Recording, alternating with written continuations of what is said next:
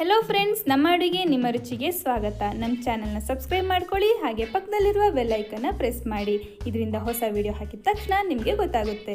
Hello friends, ನಮಸ್ತೆ. ಬೆಂಡೆಕಾಯಿ ಪಲ್ಯವನ್ನು ಬೇರೆ ಬೇರೆ ವಿಧದಲ್ಲಿ ಮಾಡ್ಕೊಳ್ಬೋದು, ಆದರೆ ನಾನಿವತ್ತು ತುಂಬ ಸಿಂಪಲ್ಲಾಗಿ ಒಂದು ಬೆಂಡೆಕಾಯಿ ಪಲ್ಯ ಮಾಡಿದ್ದೀನಿ. ಅದನ್ನು ನಿಮ್ಮ ಜೊತೆ ಶೇರ್ ಮಾಡ್ತಾ ಇದ್ದೀನಿ. ಬನ್ನಿ ಇದನ್ನು ಹೇಗೆ ಮಾಡೋದು ಅಂತ ನೋಡೋಣ. ನಾನಿಲ್ಲಿ ಅರ್ಧ ಕೆಜಿಯಷ್ಟು ಬೆಂಡೆಕಾಯಿಯನ್ನು ತೊಗೊಂಡಿದ್ದೀನಿ. ಇದನ್ನು ಕ್ಲೀನ್ ಮಾಡಿದ ಮೇಲೆ ಈ ರೀತಿ ತೆಳ್ಳಗೆ ಕಟ್ ಮಾಡಿ ಇಟ್ಕೊಂಡಿದ್ದೀನಿ, ಸಣ್ಣ ಸಣ್ಣ ಪೀಸ್ಗಳಾಗಿ. ಈಗ ಒಲೆ ಮೇಲೆ ಒಂದು ಬಾಣಲೆಯನ್ನಿಟ್ಟು 3-4 ಟೇಬಲ್ ಸ್ಪೂನಷ್ಟು ಎಣ್ಣೆ ಹಾಕ್ಕೊಳ್ಳಿ. ಎಣ್ಣೆ ಬಿಸಿ ಆದಾಗ ಅರ್ಧ ಟೀ ಸ್ಪೂನ್ ಸಾಸಿವೆ ಚಟಪಟ ಅಂತ ಆದಾಗ 1 ಟೀ ಸ್ಪೂನ್ ಉದ್ದಿನಬೇಳೆ ಹಾಕ್ಕೊಳ್ಳಿ. ಸ್ವಲ್ಪ ಕರಿಬೇವು, ಸ್ವಲ್ಪ ಸೌಟಿನಿಂದ ಈ ರೀತಿ ಕೈ ಆಡಿಸ್ಕೊಳ್ಳಿ. ಈಗ ಉದ್ದಿನಬೇಳೆ ಕೆಂಪಗಾದ್ಮೇಲೆ ನಾವು ಕಟ್ ಮಾಡಿ ಇಟ್ಕೊಂಡಿದ್ದ ಬೆಂಡೆಕಾಯಿಯನ್ನು ಹಾಕೋಬೇಕು. ಈಗ ಇದಕ್ಕೆ 1 ಟೀ ಸ್ಪೂನಷ್ಟು ಅರಿಶಿನ ಪುಡಿ ಹಾಕ್ಕೊಳ್ತಾ ಇದ್ದೀನಿ. ಇದನ್ನು ಈಗ ಹಾಕೋ ಬದಲು ಒಗ್ಗರಣೆಗೆ ಕೂಡ ಫಸ್ಟೇ ಕೂಡ ಹಾಕ್ಕೊಳ್ಬೋದು. ಈಗ ಇದನ್ನು ಎಣ್ಣೆಯಲ್ಲಿ ಚೆನ್ನಾಗಿ ಫ್ರೈ ಮಾಡ್ಕೋಬೇಕು. ಬೆಂಡೆಕಾಯಿಯನ್ನು ನಾವು ಎಣ್ಣೆಯಲ್ಲಿ ಈ ರೀತಿ ಫ್ರೈ ಮಾಡ್ಕೊಳ್ಳೋದ್ರಿಂದ ಪಲ್ಯದಲ್ಲಿ ಲೋಳೆ ಥರ ಬರೋದಿಲ್ಲ. ಬೆಂಡೆಕಾಯಿಯನ್ನು ಈ ರೀತಿ ಹುರಿಯುವಾಗ ಫಸ್ಟ್ ನಾವು ಉರಿಯನ್ನು ಹೈ ಫ್ಲೇಮ್ನಲ್ಲಿ ಇಡಬೇಕು. ಆಮೇಲೆ ಒಂದು ಅರ್ಧದಷ್ಟು ಹುರಿದಾದ್ಮೇಲೆ ಮೀಡಿಯಮ್ ಫ್ಲೇಮ್ನಲ್ಲಿ ಇಟ್ಕೊಳ್ಳಿ.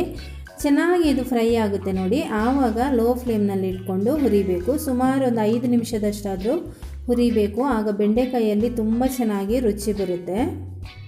ನಿಮಿಷ ಅದೆಲ್ಲ ಬೇಡ, ಬೇರೆ ರೀತಿ ಏನಾದರೂ ಹೇಳಿ ಅಂತ ಹೇಳೋದಾದರೆ, ನಾವು ಫಸ್ಟ್ ಇದನ್ನು ಫ್ರೈ ಮಾಡುವಾಗ ಸ್ವಲ್ಪ ಒಂದು ಲೋಳೆ ರೀತಿ ಬರುತ್ತೆ.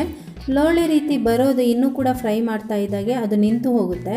ಕೊನೆಗೆ ಇದರಲ್ಲಿ ಎಣ್ಣೆ ರೀತಿ ಶೈನಿಂಗ್ ಬರುತ್ತೆ ನೋಡಿ. ಆವಾಗ ಇದು ಆಗಿದೆ ಅಂತ ಅರ್ಥ. ಈಗ ಒಂದು 2-3 ನಿಮಿಷ ಇದಾಗಿದೆ. ಇದರ ಒಂದು ಲೋಳೆ ಎಲ್ಲ ಹೋಗಿ ಚೆನ್ನಾಗಿ ಮೇಲೆ ನಿಮಗೆ ಎಣ್ಣೆ ರೀತಿ ಕಾಣ್ತಾ ಇದೆ. ಇದೊಂದು 2 ನಿಮಿಷ ಈ ರೀತಿ ಮುಚ್ಚಿ ನಾನು ಬೇಯಿಸ್ತಾ ಇದ್ದೀನಿ. ಮುಚ್ಚಳ ಇಡುವಾಗ ಈ ರೀತಿ ಸ್ವಲ್ಪ ಓರೆಯಾಗಿ ಇಡಬೇಕು, ಫುಲ್ ಮುಚ್ಚಬಾರ್ದು. ಯಾಕೆಂದರೆ ಬೆಂಡೆಕಾಯಿ ಲೋಳೆ ಇದ್ದರೆ ತಿನ್ನೋಕ್ಕಂತೂ ಸ್ವಲ್ಪನೂ ಚೆನ್ನಾಗಿರಲ್ಲ. ಒಂದು 2 ನಿಮಿಷ ಇದನ್ನು ಲೋ ಫ್ಲೇಮ್ನಲ್ಲಿ ಮುಚ್ಚಳ ಮುಚ್ಚಿಟ್ಟಿದ್ದೆ. ಈಗ ಮುಚ್ಚಳ ತೆಗೆದಿದ್ದೀನಿ. ಸುಮಾರು ಇದು ಬೆಂದಿದೆ. ಈಗ ಕೊನೆಯದಾಗಿದ್ದಕ್ಕೆ ರುಚಿಗೆ ತಕ್ಕಷ್ಟು ಉಪ್ಪು ಹಾಕಬೇಕು. 1 ಟೀ ಸ್ಪೂನ್ ಮೆಣಸಿನ ಪುಡಿ, ಅಥವಾ ನಿಮಗೆ ಖಾರಕ್ಕೆ ಎಷ್ಟು ಬೇಕೋ ಅಷ್ಟು ಹಾಕ್ಕೊಳ್ಳಿ. ಆಮೇಲೆ ಇದರ ಹಸಿ ವಾಸನೆ ಹೋಗಂತೆ ಒಂದು ಸ್ವಲ್ಪ ಹೊತ್ತು ಫ್ರೈ ಮಾಡ್ಕೊಳ್ಳಿ. ಕೊನೆಯದಾಗಿ ಇದಕ್ಕೆ ಸ್ವಲ್ಪ ತೆಂಗಿನ ತುರಿಯನ್ನು ಹಾಕ್ಕೊಳ್ತಾ ಇದ್ದೀನಿ. ನಾನಿಲ್ಲಿ ಸ್ವಲ್ಪ ಜಾಸ್ತಿನೇ ಹಾಕ್ಕೊಳ್ತಾ ಇದ್ದೀನಿ, ಯಾಕೆಂದರೆ ಇದರಲ್ಲಿ ತೆಂಗಿನಕಾಯಿದ್ದೇ ಟೇಸ್ಟ್ ಮೇಯ್ನ್ ಆಗಿರುತ್ತೆ. ಇದಕ್ಕೆ ತೆಂಗಿನ ತುರಿ ಹಾಕಿ ಮಾಡೋದ್ರಿಂದ ನಾನಿಲ್ಲಿ ಹುಣಸೆ ರಸ ಹಾಕೋದಿಲ್ಲ. ನಿಮಗೆ ಬೇಕಾದರೆ ಇದಕ್ಕೆ 1 ಟೀ ಸ್ಪೂನಷ್ಟು ಹುಣಸೆ ರಸವನ್ನು ಹಾಕ್ಕೊಳ್ಬೋದು. ಜೊತೆಗೆ ಸ್ವಲ್ಪ ಹಿಂಗು ಕೂಡ ಹಾಕ್ಕೊಳ್ಬೋದು. ಸಿಂಪಲ್ಲಾಗಿ ಮಾಡಿದ್ರೂ ತುಂಬ ರುಚಿಯಾಗಿರುತ್ತೆ ಫ್ರೆಂಡ್ಸ್. ಖಂಡಿತ ನೀವು ಇದನ್ನು ಟ್ರೈ ಮಾಡಿ ನೋಡಿ.